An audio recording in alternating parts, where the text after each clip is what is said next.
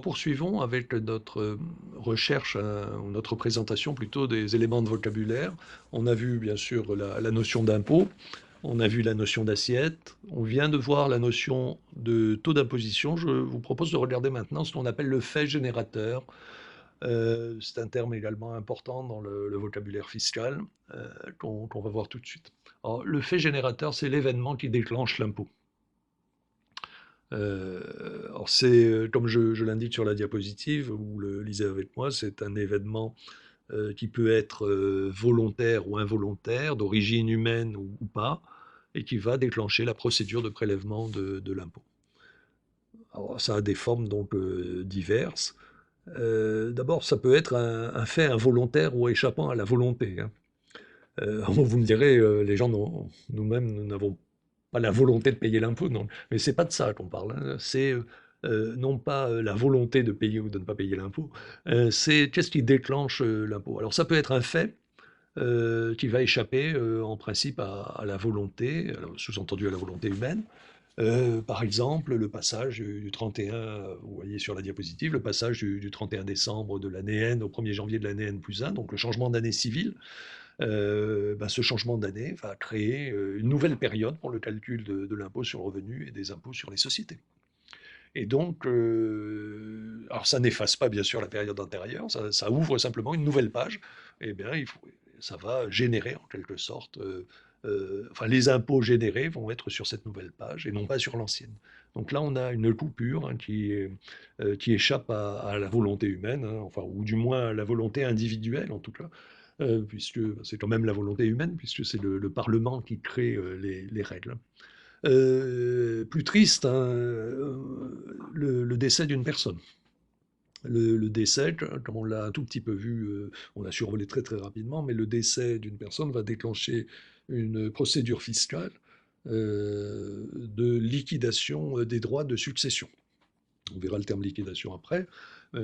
C'est des droits de mutation, hein, de propriété par décès. C'est-à-dire que la personne qui était propriétaire de tel ou tel bien, qui était propriétaire à titre personnel de tel ou tel bien, n'est plus propriétaire et ces biens vont passer à quelqu'un d'autre, hein. Et dans ce passage, eh ben, il y a un transfert de propriété, donc ça concerne naturellement le patrimoine matériel et éventuellement immatériel, des droits d'auteur, des choses comme ça.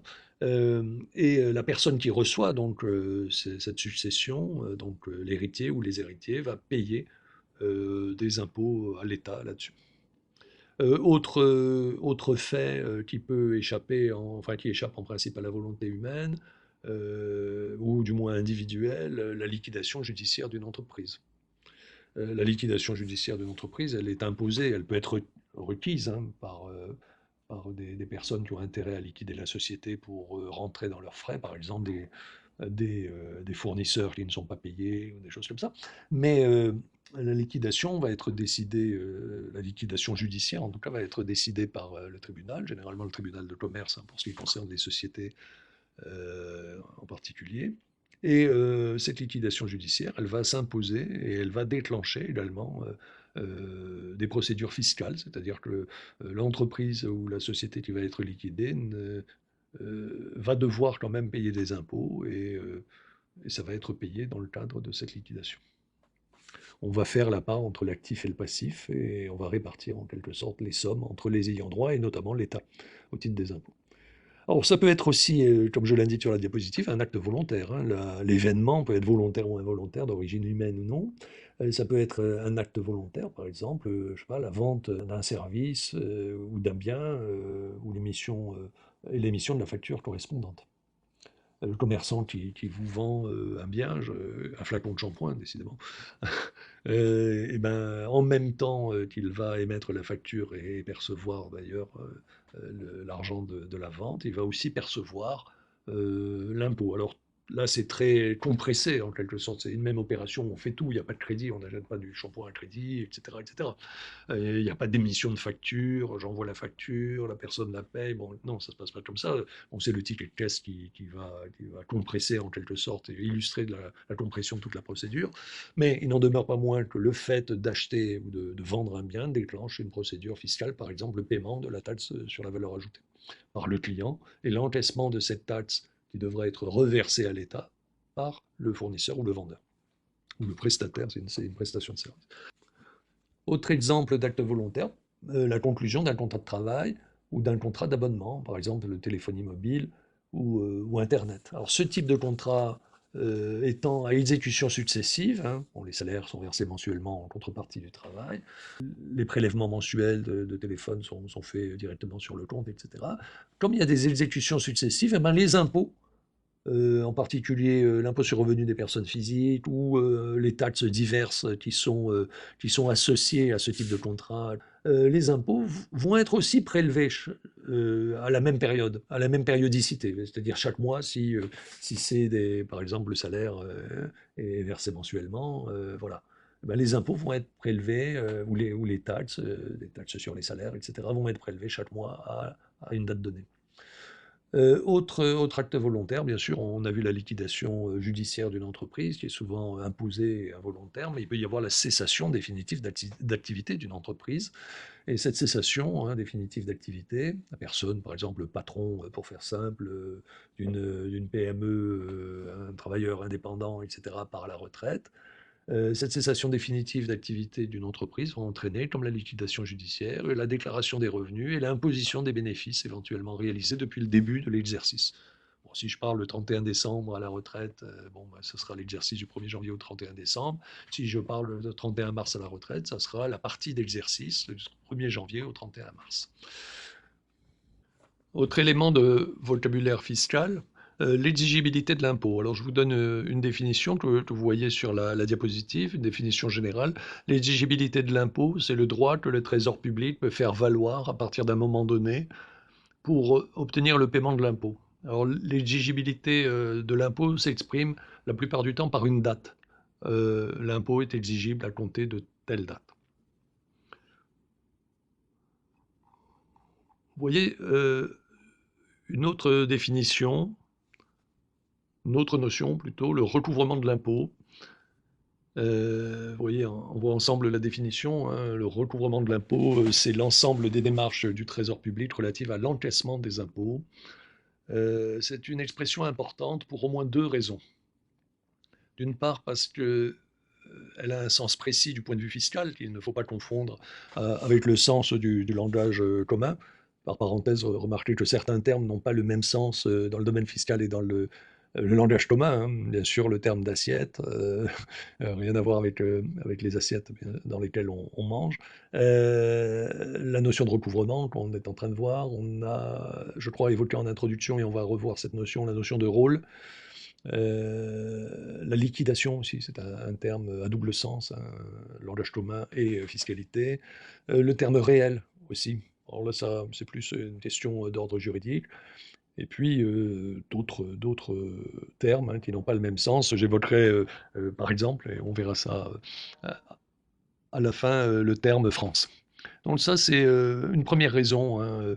Il peut y avoir une confusion entre le langage commun et le langage fiscal.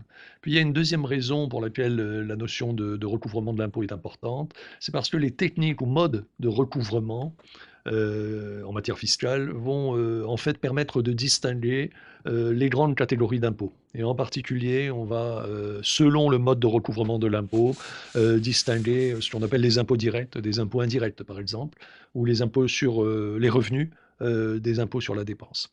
Alors, quelques indications que vous voyez sur la diapositive. D'abord, le recouvrement avec rôle. Bon, on le lit ensemble, hein, chaque personne physique ou morale qui doit l'impôt est identifiée par le Trésor. Alors, quand on dit identifié par le Trésor, c'est qu'on connaît son identité, on connaît ses revenus à cette personne, on connaît les produits imposables, on connaît les charges familiales s'il s'agit de ménage, on connaît les charges déductibles, et en particulier s'il s'agit d'entreprise. On connaît même le patrimoine éventuellement de cette personne, si elle est propriétaire, par exemple, de son logement ou de terrain, puisque ces terrains et ce logement vont être imposables. On connaît naturellement son domicile, on connaît sa profession, donc vous voyez que on connaît beaucoup de choses avec le rôle. Donc le rôle, je l'avais déjà dit, je crois, en introduction, le rôle, ça vient de l'ancien français rôle, R-O-2-L-E, qui voulait simplement dire rouleau. Le rouleau de papier, par exemple, le parchemin sur lequel on va écrire des choses. Le rôle, c'est une liste, hein, comme on trouve également, dans le langage, maritime. On parle de rôle d'équipage. Le rôle d'équipage, c'est la liste sur laquelle on porte les marins, qui sont à bord du navire, donc voilà.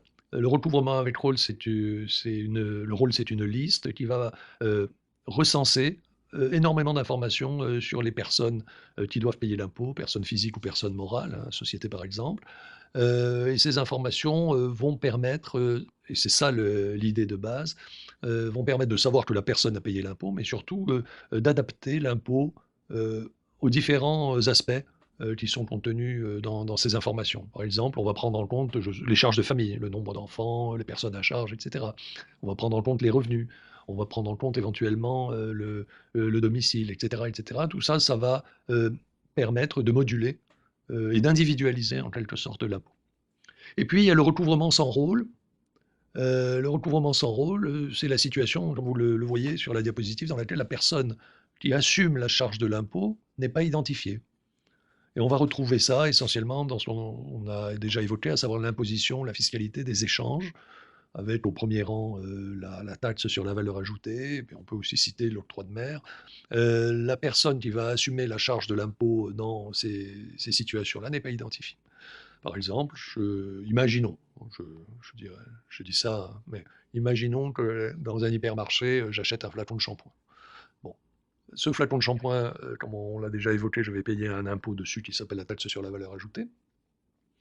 Je l'aurais payé, je l'aurais déboursé, et le commerçant qui me vend le shampoing va servir de percepteur. Lui, il va percevoir non seulement le prix du shampoing, mais également la taxe qui va sur le shampoing. Comme vous le voyez d'ailleurs, c'est sur le ticket de caisse, tout ça est indiqué. Et va encaisser pour lui le prix du shampoing, le prix de base du shampoing, le prix hors taxe du flacon, et va reverser à l'État, au Trésor public, la taxe sur la valeur ajoutée. Donc il va servir, comme je l'indiquais, de collecteur d'impôts, de percepteur. Il ne va pas garder la TVA pour lui, enfin j'espère que non, et va reverser à l'État. La particularité de ce système, c'est que l'État, dans ce cas-là, ne connaît que son percepteur privé, c'est-à-dire le commerçant. Il ne connaît pas le contribuable, c'est-à-dire la personne qui, en fin de compte, c'est-à-dire en moi en l'occurrence, va assumer seule la charge de l'impôt. Il ne va pas pouvoir dire: «Ah oui, mais j'ai plusieurs enfants, donc est-ce que je pourrais payer moins cher?» C'est pas l'impôt sur le revenu, on ne prend pas en compte la situation de famille ou les charges de famille, on ne prend pas en compte le revenu. Là, dans le recouvrement sans rôle, on ne connaît rien du client et on ne connaît rien du contribuable, donc, et le contribuable va être imposé de manière anonyme.